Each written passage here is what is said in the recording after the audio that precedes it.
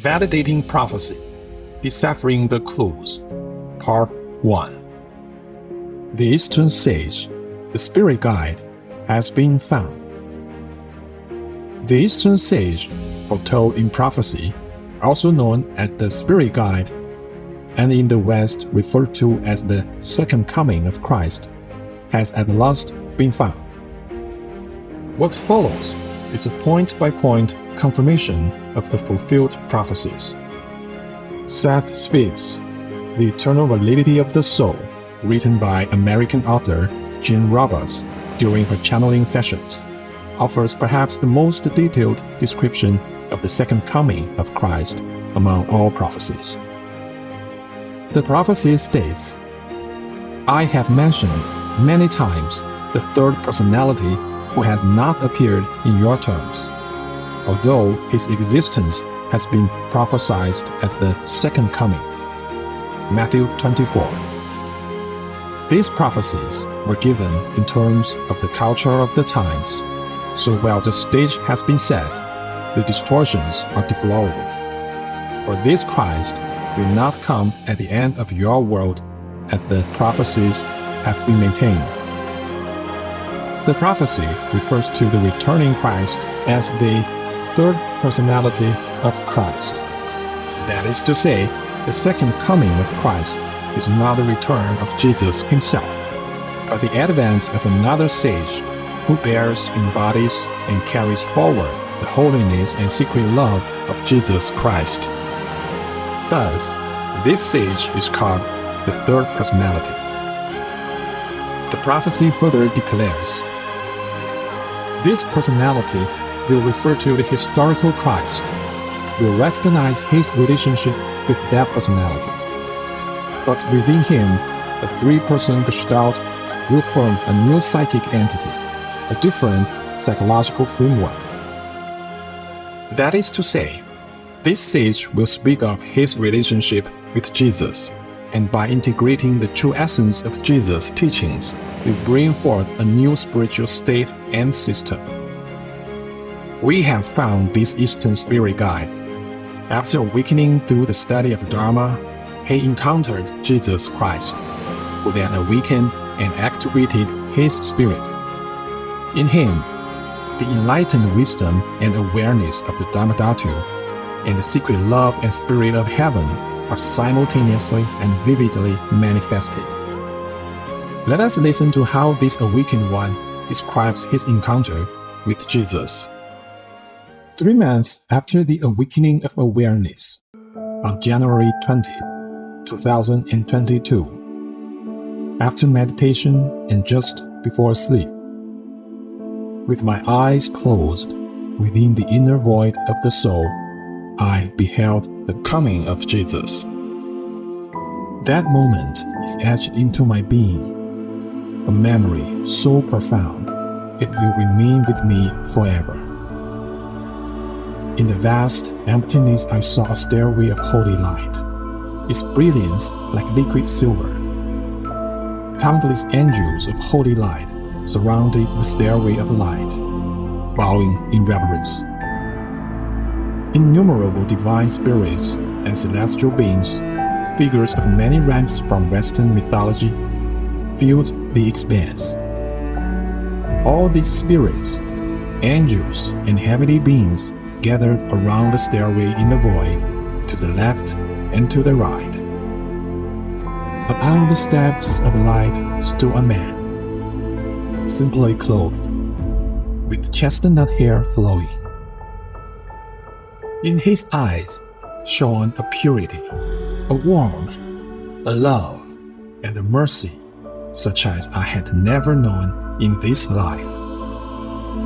From his whole being radiated a bright, warm, serene light, a light filled with wisdom, a light that itself is life.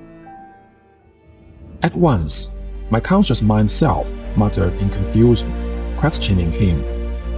Elder brother, why have you come? I'm not your disciple. I'm a disciple of Shakyamuni Buddha. I have never worshipped you, nor studied your teaching. There's no bound between us. My conscious mind self chattered on, trying to keep a distance from Jesus. For at heart, I'm one who would willingly, even unto death, remain utterly faithful to my chosen path. As a practitioner, there's no possibility of betraying my faith, no turning away from Shakyamuni Buddha to follow Jesus. Such a thing is beyond possibility, unthinkable, needless even to consider. It was my personality self that went on babbling and chattering, attempting to treat Jesus as a brotherly equal, to maintain a sense of equal standing and keep our faith apart. When I addressed him as elder brother, I meant, "You're not my teacher, still less the father of my soul. Though I honor you in my heart, in my practice we stood as equals. In the past, I had never believed in you. Now, I only respect you, and in the future, I could not possibly follow you.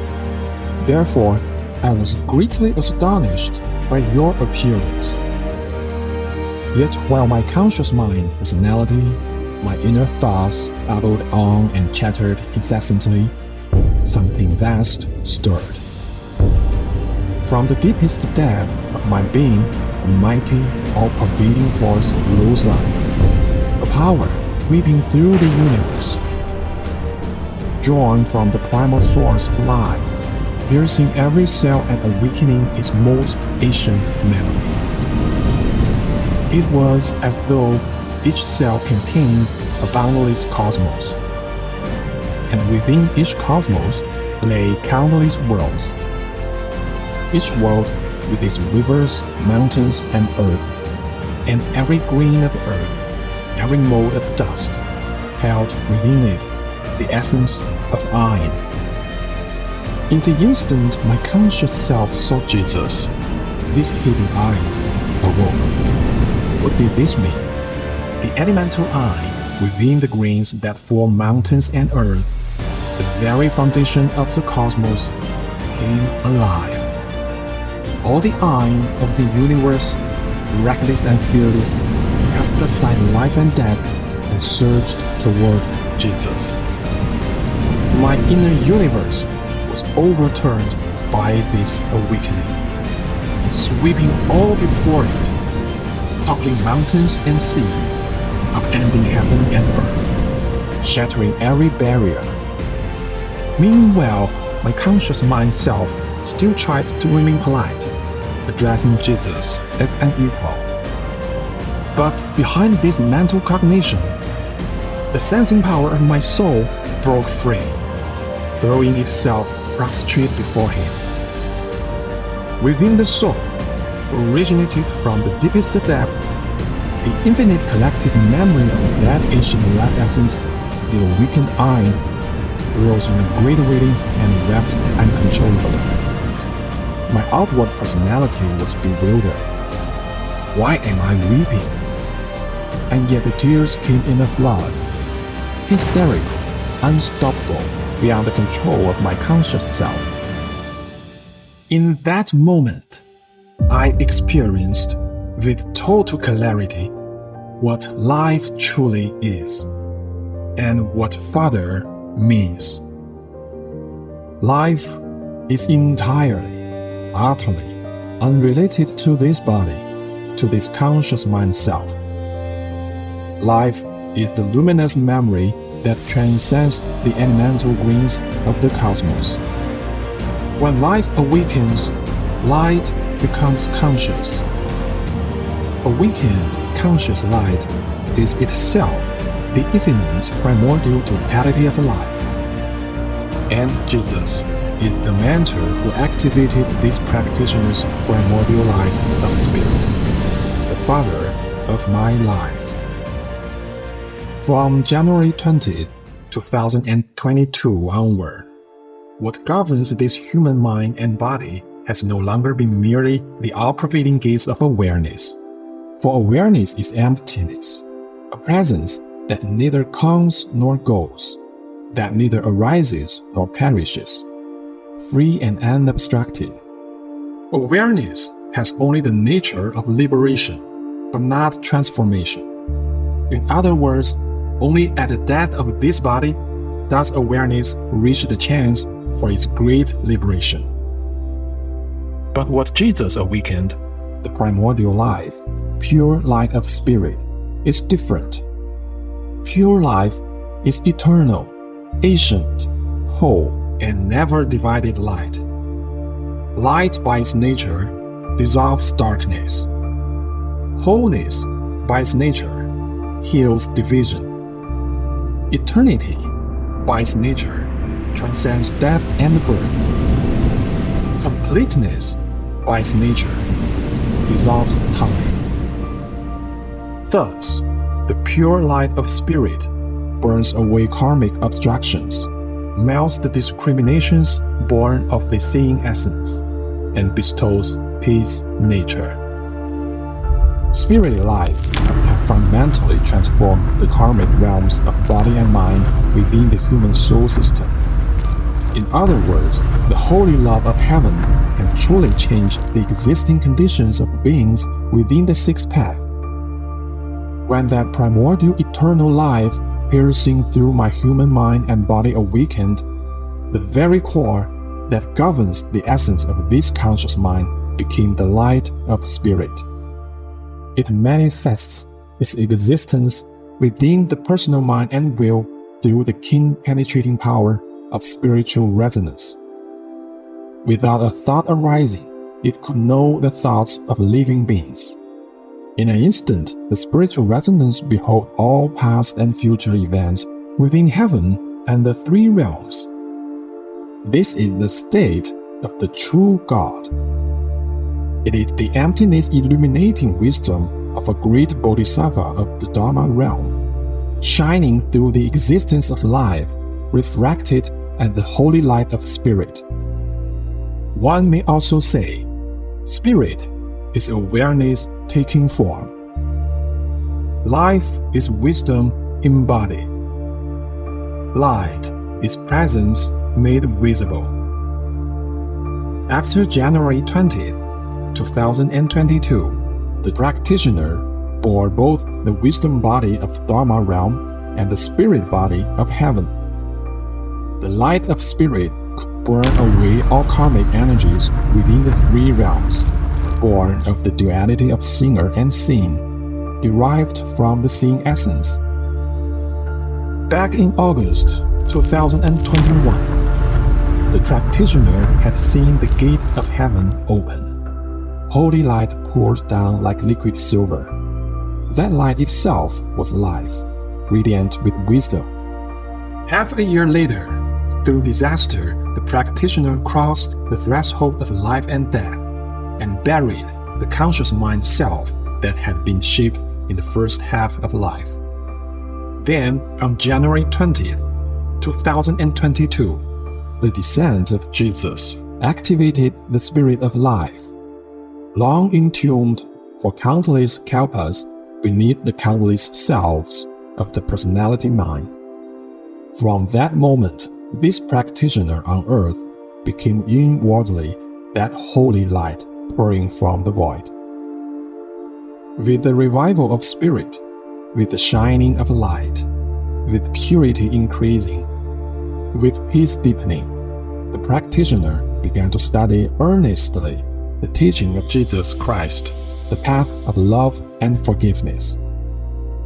Inadvertently, the practitioner unified the teachings of the two great sages of the East and West through first-hand personal practice and realization, from the perspective of the essence of life.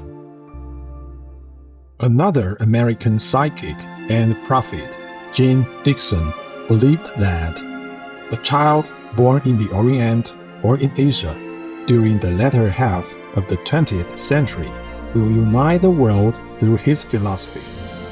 He will preach the gospel of love and brotherhood and will revolutionize the world's thinking by the first quarter of the 21st century.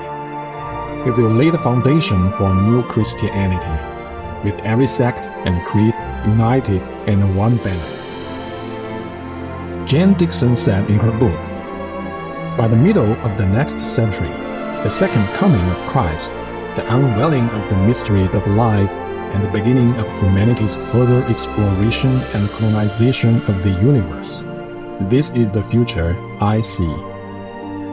That is to say, the sage is born in the East, and is therefore called the Eastern Sage. He will proclaim the gospel of love and renew the Christian doctrine, and thus is also referred to as the second coming of Christ. At the same time, the Eastern Sage will unite diverse sects and faith, bring all teachings into oneness, and once again manifesting the ultimate truth. Let's return to Seth Speaks, The Eternal Validity of the Soul, which says, "He will return to straighten out Christianity, which will be in a shambles at the time of his arrival, and to set up a new system of thought when the world is sorely in need of one. By that time, all religions will be in severe crisis. He will undermine religious organizations, not unite them. In other words, this Holy One will establish a new path of inner spiritual practice. He will not seek to integrate the existing, decaying religious institutions, but will return to the source and revive the true essence of the way. This, it seems, is the deeper meaning of the prophecies that speak of overturning religious organizations. We have discovered the Eastern Spirit Guide. He has woven together the ultimate wisdom of the Dharma with the secret love and forgiveness of the Spirit, establishing a new and unparalleled path, one that swiftly transcends death and leads directly to heaven. Thus, the prophecies are fulfilled in their entirety." He says, 我到人世间来是为了借助自己身体的修行，向人类以至于未来的人类历史留下一条一个人变成神，神变成佛的这个过程，并且在人成为最终觉者的过程当中，当东西方的宗教内涵、他们的要义、要旨、精神融合在一起，避开他们这种宗教仪轨的冲突，将西方圣主的平安性与东方如来的普高智慧在性质上面、在内涵当中圆满的合为一体，变成一条直达解脱的道路。 Why must the wisdom of the Buddha and the holy love of Jesus be united? How, in practice, can they be woven together? This spirit guide says, Buddhism establishes its foundation in prajna wisdom and takes the purity of this plane as its guiding path. Christianity establishes its foundation upon forgiveness and love and takes devoted faith as its path. Both paths can lead directly to the realm of the Tathagata, each possessing its own excellence yet also its own limitations. The practice of the Dharma emphasizes wisdom, hearing, contemplating, and cultivating, and disciplines the body and mind through the precepts, the threefold ordination. Yet the processes of understanding, reflection, and discipline require a long time to purify karmic states and transform the very nature of the soul. Thus, within Buddhist practice, those who attain true inner realization and persevere to the end are exceedingly few. Over time, worldly practitioners reduce the Dharma to mere knowledge and transmute wisdom into philosophy. The Sangha becomes crowded with scholars, pretenders, and the ignorant masses driven by greed. In the Dharma-ending age, the scriptures of the Buddha are left sealed away, while rituals of life release, prayers for blessings, rites for the dead, and the pursuit of wealth prevail. It is not that dharma has lost its power to liberate from birth and death, but that the great masters who could reveal its true meaning have withdrawn. Deprived of its meaning, the rituals and temple culture of Buddhism cease to be pure dharma and become a false path cloaked in the name of Buddhism. The practice of Christianity seems simple and direct, for the core of Christ is love and forgiveness. Yet God's love and the love experienced by humankind are utterly distinct in nature, as far apart as heaven and earth. The nature of God's love is what the Tathagata described as without the marks of self, others, sentient beings, or immortal beings. It is the peace nature of Holy Lord, unmoving suchness, ultimate yielding, compassion in equality, unconditioned loving kindness, and great compassion of oneness. Yet in the practice of love and forgiveness, Christianity lacks a systematic and profound theoretical framework of wisdom. Thus, the holy love of Christ becomes instinctively degraded by the impurity of human personality into the level of emotional desire. Thus, the teachings of Christianity, the holy light leading from the human realm to heaven, have been distorted by generations of practitioners into human justice. Deprived of its meaning, the love and forgiveness of Christ become entangled in human duality of good and evil, and lose their power to redeem souls to heaven. The Tathagata said, "Outside the mind, nothing exists. In stillness abides nirvana." Christ said, "Within the peace of the Holy Lord, nothing has ever arisen." In the ultimate reality, the Holy Lord and the Tathagata are the same He. He manifests the different names of Buddhism and Christianity according to the mind's intentions and karmic circumstances of sentient beings. Only by integrating Buddhism and Christianity at the level of ultimate reality can we derive a path of true unification. Using the wisdom of the Dharma, built for Christianity, a systematically rigorous, logically clear, and repeatedly verifiable framework for spiritual awakening.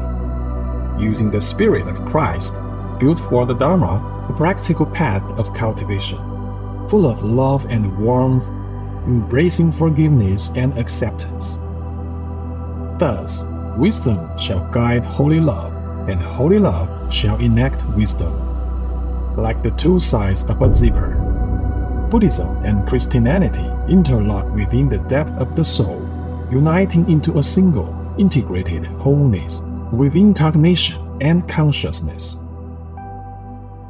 The prophecy also says, "The new religion following the second coming will not be Christian in your terms, although the third personality of Christ will initiate it." The new religion mentioned in the prophecy refers to the entirely new path of practice established by the Spirit Guide, a path that perfectly integrates the wisdom of the Buddha with the holy love of Jesus. However, during the Spirit Guide's earthly presence, no human religious organization will be formed, for the Spirit Guide holds that religions is a form of human culture, manifested on the foundation of human cognition and created to meet the needs of human nature. It is like the desserts and snacks after a formal meal, a spiritual comfort to fill the emptiness of human emotions. In other words, religion must serve human society. He says, practice is the process of dismantling the conscious mind self and dissolving the cognitive system. It is absolutely not the process of gratifying the conscious mind self through religious culture. These are two entirely distinct, mutually exclusive, and contradictory path. He says, religion is a consumer product in the realm of human spirit. Practice is the path of liberation, by which the soul breaks free from its cocoon and becomes a butterfly. Religion originates from the human world, serves humanity, and can be bought and sold. Practice originates from the divine and the Buddhas, redeems the soul, and is priceless and beyond bargaining. This is what the prophecy foretold. The sage will overturn the organizational structures of religion. The Eastern Spirit Guide says, I am a lifelong practitioner. It is absolutely impossible for me to enter the human world as a religious leader. Where there's no leader, there's no religion. Since I will never see devotees in my lifetime, no human organizational structure will exist. Since I will never accept money or offerings, I will not interfere with the human world in the slightest. No economic activity or exchange of money will be permitted within the teachings. Then, after the Spirit Guide has integrated the wisdom of the Buddha and the holy love of Christ, what benefits will this bring us? He says, 这条道路，顺着这条道路，未来的西方人，他们的这种爱与灵修的道路当中，就会有了东方这种思辨的智慧，就会有了非常明确的标准，不至于走偏，不至于入魔。而东方智慧如来的这个智慧法系体系里面，就会有了西方灵修与爱的这种修行的方法，大大缩短了通过禅定而修行解脱的时间。这两者合在一起的这种力量，留在地球上这个法门，比起人类地球上现有的所有修行法门的成就速度，我不敢多说啊，5000倍，快到5000倍有了。The prophecy says, until the third personality of Christ truly appears, it will lead people beyond the symbols to an understanding of the living truth behind them. It will emphasize the individual's spiritual experience, the soul's expansiveness, and it will teach man to recognize the multidimensional nature of their own reality. The meaning of this prophecy is that the sage will guide people to directly encounter the ultimate truth and reality that religion has long obscured. He will speak on many levels about the true nature of the universe, of spirituality, and of the soul. Since 2022, this Eastern Spirit Guide has been continually proclaiming the Dharma, unveiling the ultimate reality of compassion power, the awareness nature of the Dharma realm, ultimate consciousness, the spirit of heaven, the divine laws of the three realms, and the true nature of the soul. He says, 在灵性天堂之上呢，是一种临在于灵性天堂和三界之内的无生无灭、无来无去、普照十方，与普照当中十方世界尽收眼底，而大慈大悲又接纳尽收眼底的众生的一种智慧与慈悲圆满结合为一体的无尽恢宏、无尽庄严的宇宙体系，这个是佛的世界，这个觉性。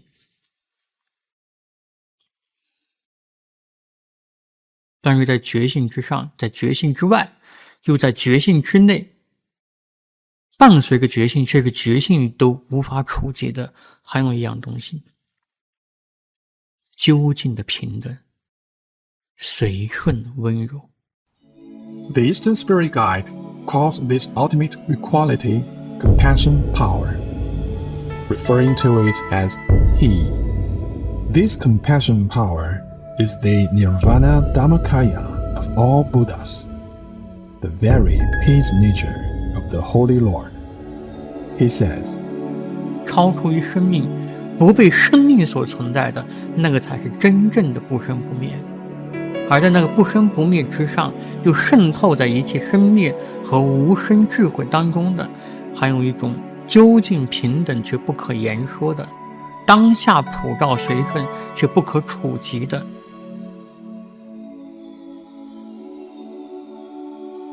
诸佛的究竟法身。大日如来，毗卢遮那佛，圣主平安性，悲能。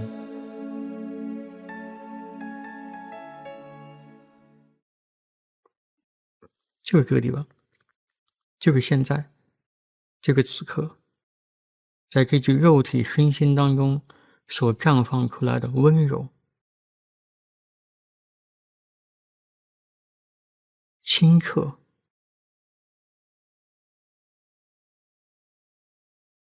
平等、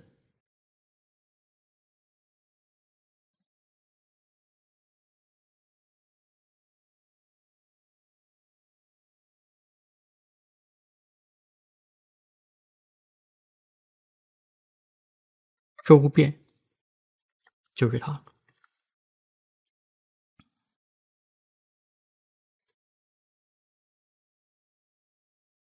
哇！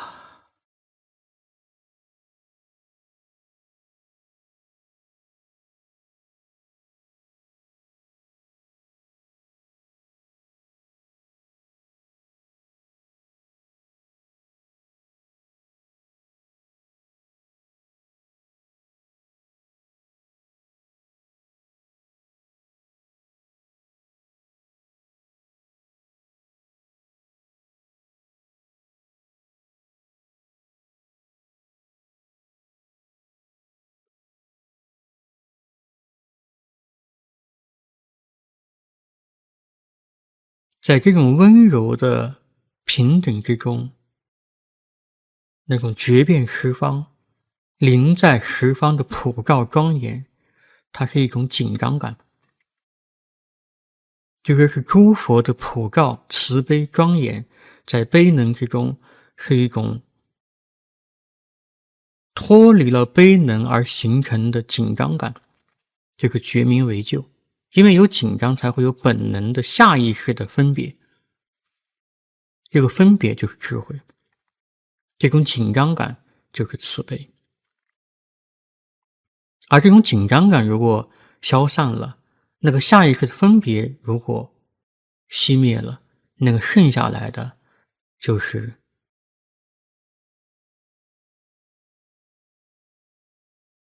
从来没有被任何境界所发生过的本初了。The Spirit Guide says, within your inner perception of the soul itself is not an individual.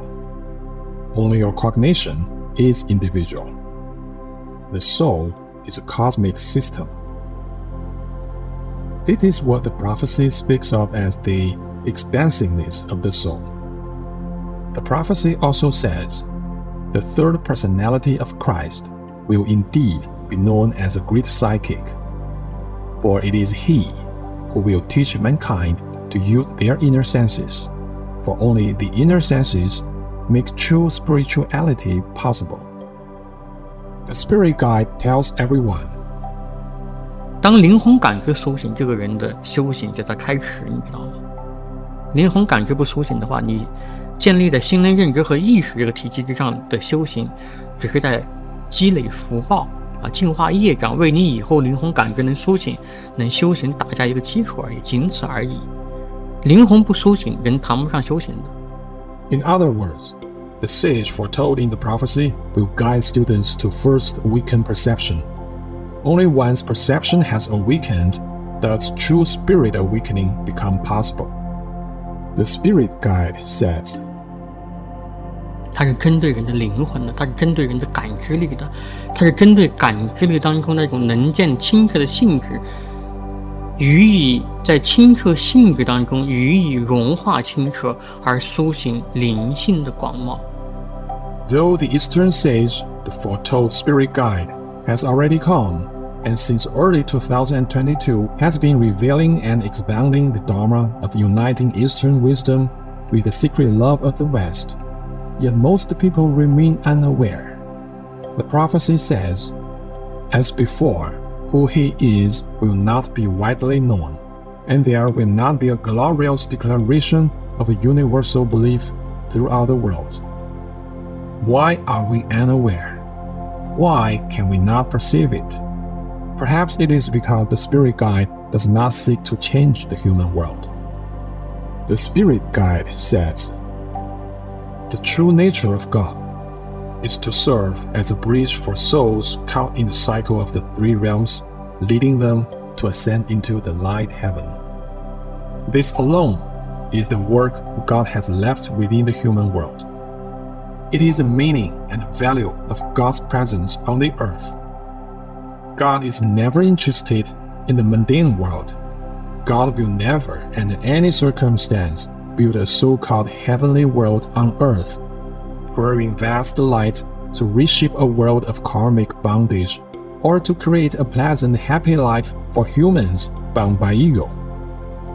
God comes only to redeem souls, to deliver them from the suffering of sinking into death, powerless to escape. This is God's true, soul, and unchanging original intention and purpose. God is not a human, neither bad nor good in the human sense. God is the spirit of pure light, profound sincerity, the pure love of life that transcends bodily consciousness, eternal, unchanging, anciently peaceful, and supremely blissful. God descends into the human world along the path of forgiveness and love, awakening the soul's memory of the light heaven. God speaks to souls, never to human culture or social systems. Human religious leaders, by contrast, address the egoic self of humans.